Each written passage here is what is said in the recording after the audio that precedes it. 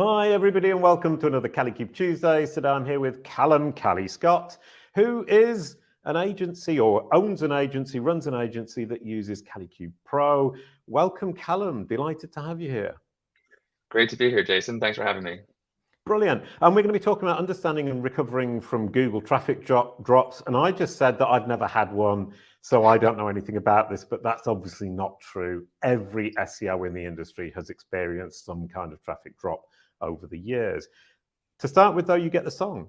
A quick hello and you're good to go. Welcome to the show, Callum Scott.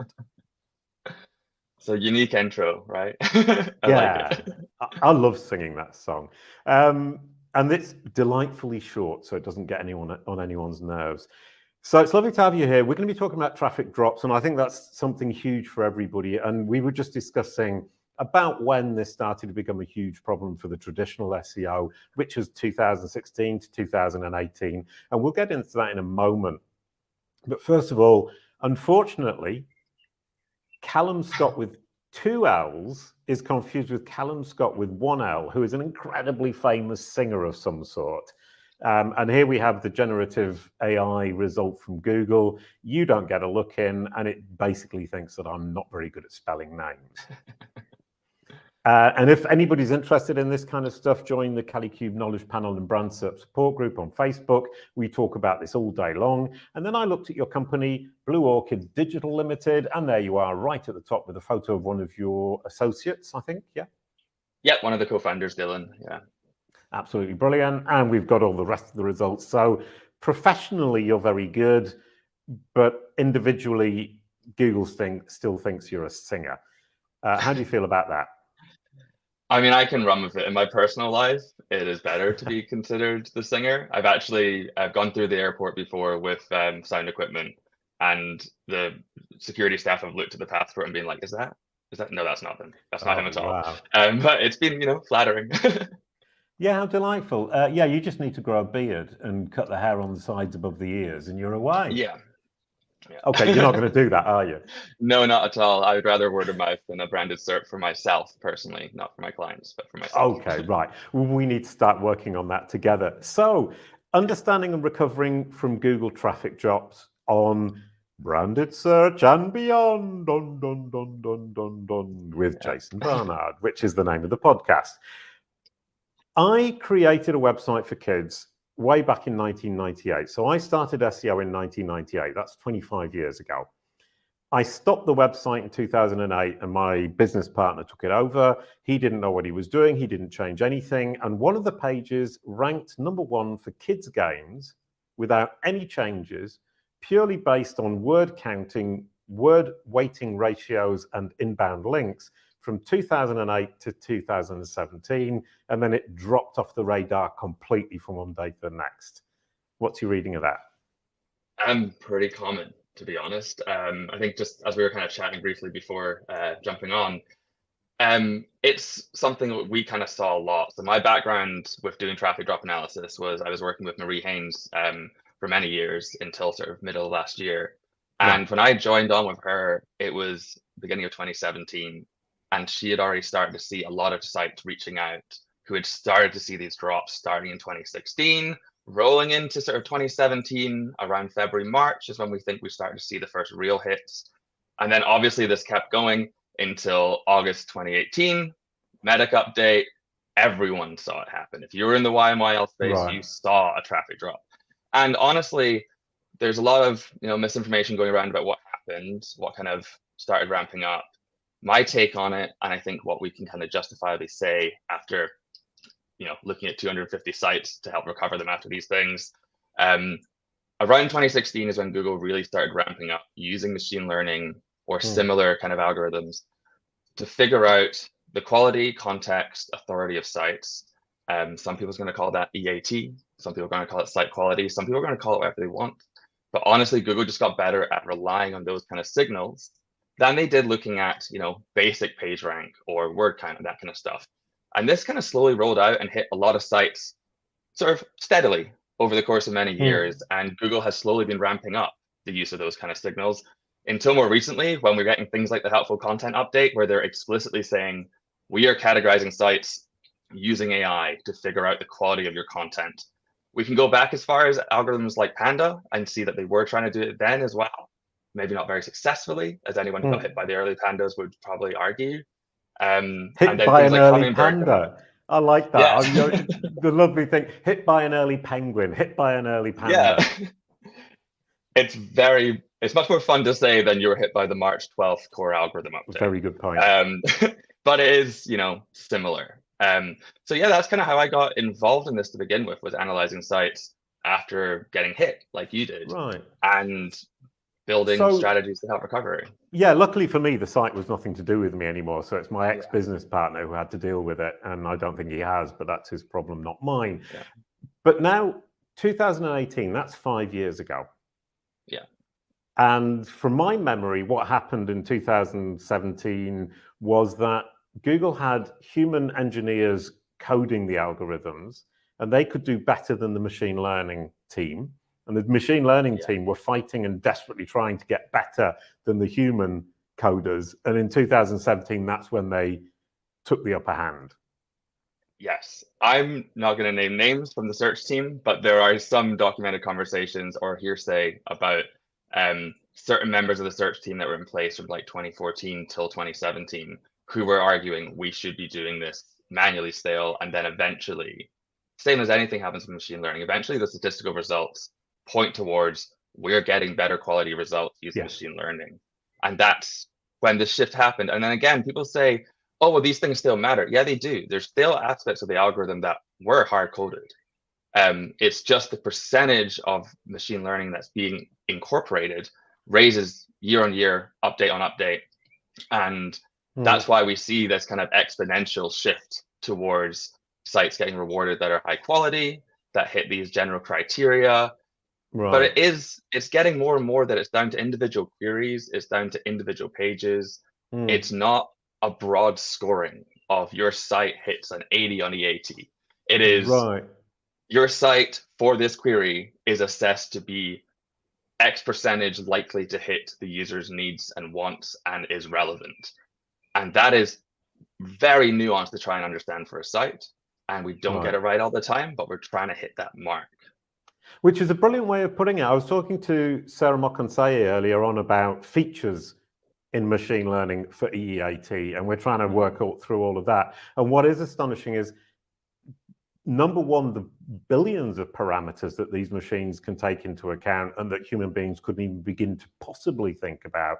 And that every single query, every single website, every single entity, publisher, author, content, and the query are all going to be judged differently depending on the exact situation. And that is impossible for us as humans to understand. We want to say, what are the factors? But it's actually, what are the features for this specific entity in this specific combination of circumstances? Yeah, exactly. And on the other addition I'd add to that is the certainty Google actually has in, did we get this right? And that's something, if we're talking about branded search or knowledge panels, that I tend to point to as a very broad indication. But if Google is confident enough for a branded search to throw up a knowledge panel, I see that as a massive green light of, oh, they actually kind of know who you are. They are making an assessment that with this branded search term, they are confident to provide this direct information about you, which could bite them in the butt, right? Like if they get that wrong multiple times, no one's going to trust them, and their entire system, you can ask how well they do this, but it is based upon user trust eventually. If they were getting the results wrong 80% of the time, people would go to Bing. Like eventually users would do that. And I don't know how invested Google are in doing that, but they are a little bit. Definitely. We use Google because we trust it. And a lot of people complain about it, but they still use it. Therefore, they still trust it. And it's easy to complain about and suggest that a specific answer wasn't correct or the specific results weren't ideal. But yeah, confidence in understanding allows it to show the information in the form of a knowledge panel, which is actually brilliant. But let's come back to traffic drops. Yeah, for sure. Can you give me a couple of examples of traffic drops with the reason and the recovery? Yeah, for sure. So the first traffic drops that we see are going to be technical related. They're the ones that are usually quite easy to fix. This is going to be a case of like, the broadest example is someone block crawlers in the robots TXT. That doesn't really happen anymore. But we are going to see things where people have been under optimized. They've made changes to the site. Broken backlinks might come into play. A botched migration. All this kind of stuff. It's the first thing we look at when we're doing a traffic drop analysis is, are you technically set up correctly? Because otherwise there's no point in doing this. We want to make sure we have a clean slate there.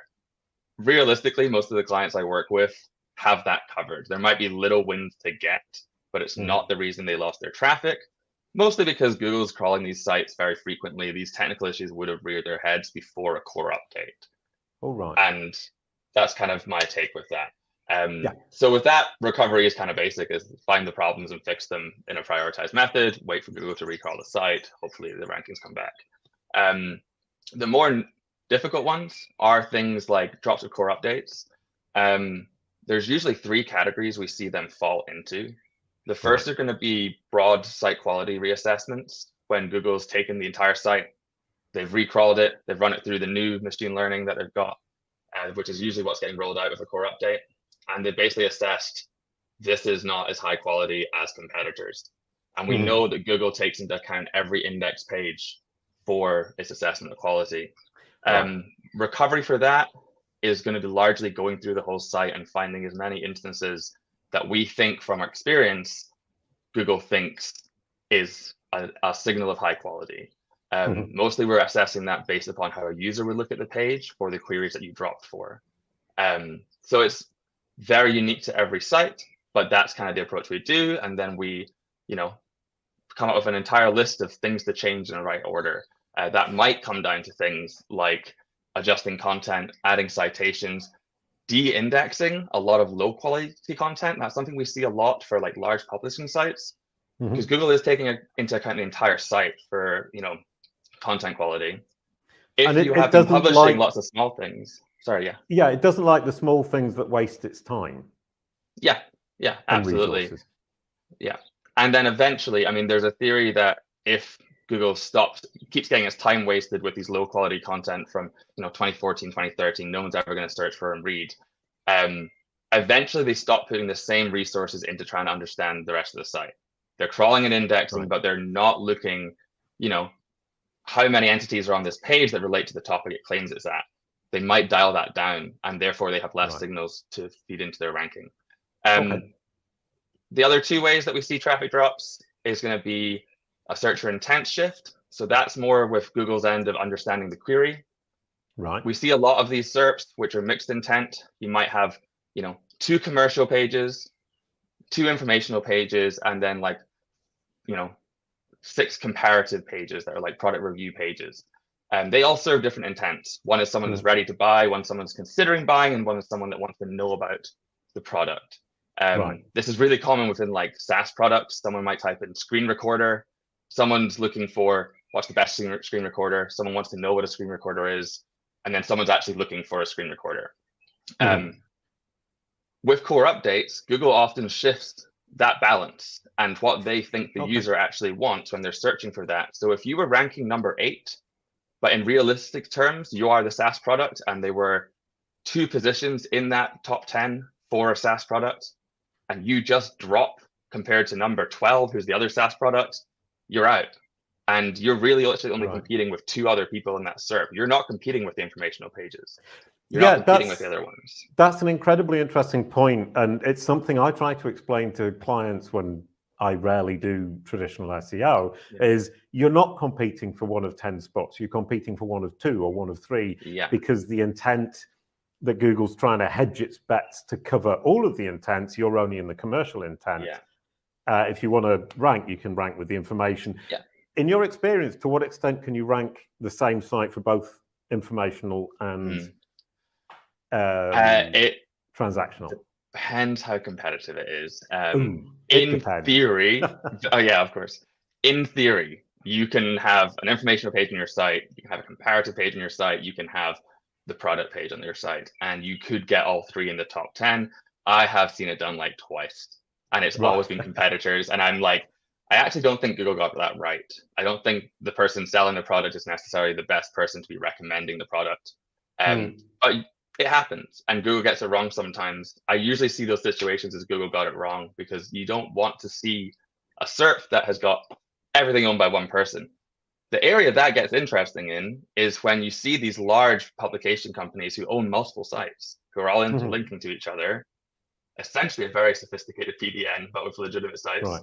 And they will end up owning the SERP for all their different brands, and they're using different tactics. So they'll have like, one is going after the commercial intent, and they make sure to have no informational content that might compete with their other sites. That gets really interesting. That can be really hard to tackle, because they have the brand authority, especially if they're known within the knowledge graph with that hierarchy of like, corporate company owns them, Right. and then these are all the different sub-organizations.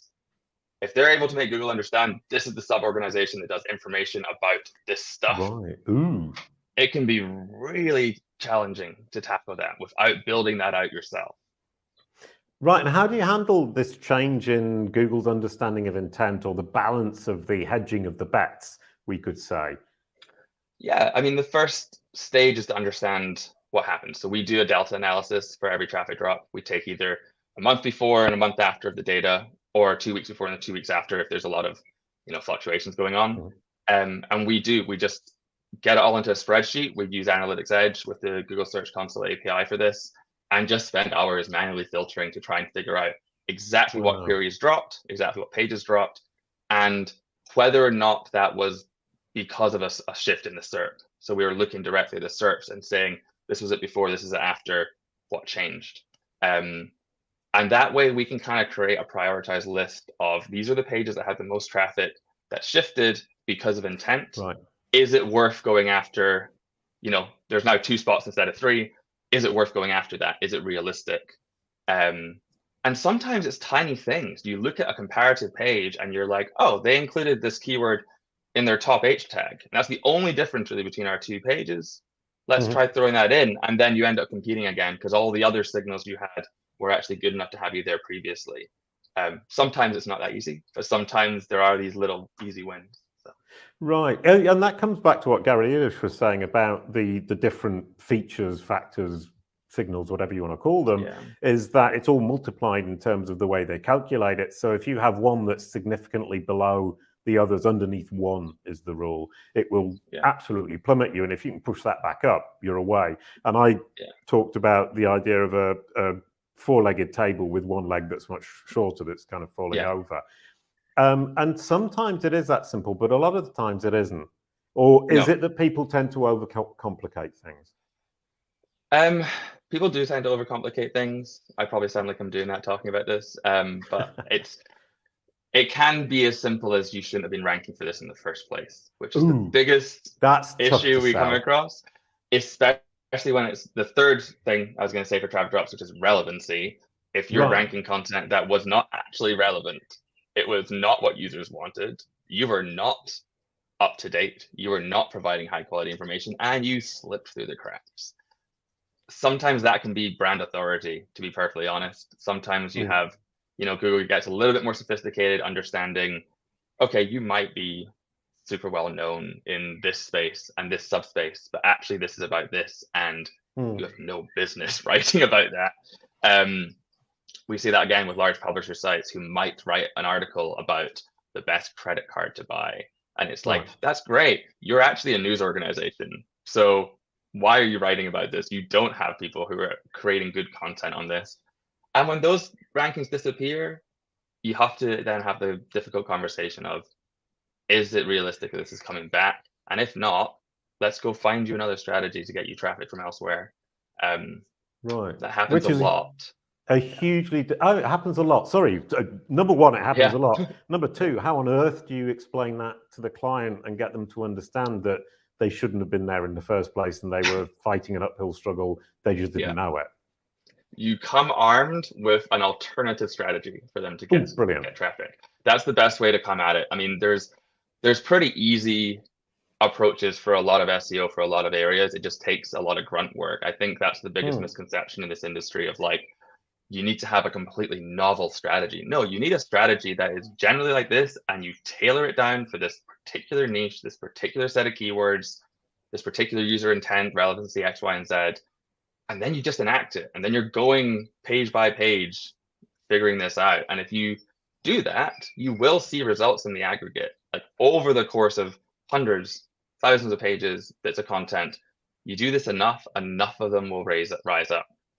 And as that happens, as more pages get recognized as being high quality, the whole site gets recognized as being more high quality in the long run. And then you start being able to rank stuff easily again. But it's just a process. It's a long process. And people don't want that. They want a silver bullet. I was ranking here and now I'm here. How do I get back here in 2 months? And it's like, I mean, you'll know this with Calicube. People want a branded SERP fix, and it can take 10 to 12 months, right? No, exactly, 100%. That's very difficult to explain to somebody, that you have to change Google's point of view and its assessment of you and your relationship with your audience in order for it to change and represent your brand the way you actually want it, if it's not representing it correctly today. 10, 12 months, absolutely. And that's long term. And most people are saying, I need the fast, quick fix. And the fast, quick fix doesn't exist. And what you're saying here is that from a traffic drop perspective, you're going to be looking at each page, each SERP, prioritizing the pages, prioritizing the search queries, and doing them one by one by one by one. How do you sell that to the client? Track record is maybe where I would go with it. I do have UK studies that show us having done that. It doesn't sell a lot of the time. A lot of the time I'll have clients reach out 2 to 3 years after I quoted them when I was working with Marie and saying, okay, so we're ready to do what you suggested 3 years ago, because we've worked with all these other agencies, we've tried to do this. And I think people need to have a bit of hubris about what qualifies as an SEO result versus luck. We see a lot of the times, people will be advertising this massive recovery from a core update drop where you went down with one, and then a couple of weeks went by, another update rolled out, and they shoot back up again. You haven't done anything in that period of time. Right. You haven't provided enough signals that Google's going to figure out any change in that amount of time. You just probably got screwed, sorry for the bad language, but in the first iteration, and then you got up, and you're probably going to go down with the next one because you're in that weird gray area where Google doesn't seem to know where to put you. Right. And, you got to work with people, if you're being smart for your business, who can say, look, it's going to take time, but we're going for long-term growth here, and we're going for slow and steady wins the race. And at this point for me, when people don't want to do that, I generally don't want to work with them. Right. Yeah, no, so we've got the tortoise and the hare. Everyone wants to be the hare, but you're saying let's be the tortoise, but a slightly faster tortoise than the normal tortoise in the tail. Yeah. And the question of that as well is saying, when you get a traffic drop after a core update, to what extent should you just sit tight and wait? Because there's going to be, after 2 weeks, some kind of rollback or some kind of change. Generally, we don't see rollbacks in my experience, at least. I've seen cases where a site has dropped, and then the times I've seen it roll back, you can usually look at the data and actually see that one of your competitors who also, had issues, they had changes, they panicked and they started changing a bunch of stuff, and then they disappeared. They made mistakes. Someone else made mistakes, and that's why your traffic came back. That's interesting. Sorry, and that is the thing, is don't panic. So how do you convince your clients not to panic? Because that's what they all do. I struggle with this a lot. We often have people come to us after the drop, a month or two after, and they have panicked in the interim, and they've muddied the data by making lots of changes. Sometimes it's really fun if they decided to make a large website change and an update rolled out at the same time, and they were like, it'll be fine. we never get hit by updates, or they weren't tracking it. They had no clue about updates. Convincing existing clients when they see a drop is normally about providing them with clear data very quickly. So saying, these are the keywords that dropped. This is what happened. We don't know yet, but here's some other things to work on. I do that diversion tactic quite a lot. I hope no one's watching this, but no, nobody watches this show. I don't know if my clients watch it or not.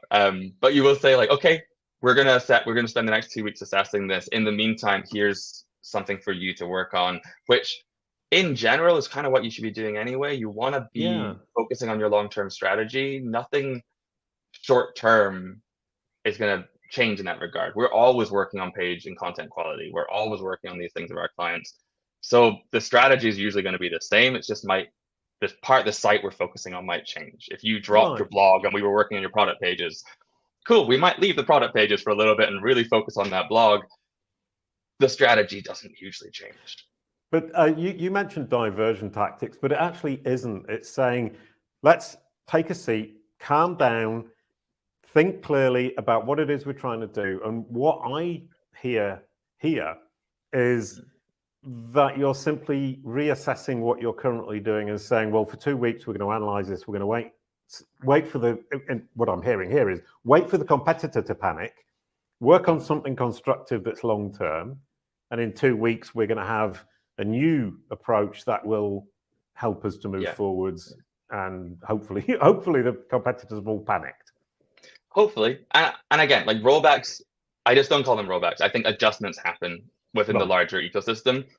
Something that might have hit you pretty hard with the initial rollout of an update. Google is still gathering data for their other systems. There are things that it does in real time. There are things that it does not in real time, that they do gather everything and then roll it out with a core update. Right.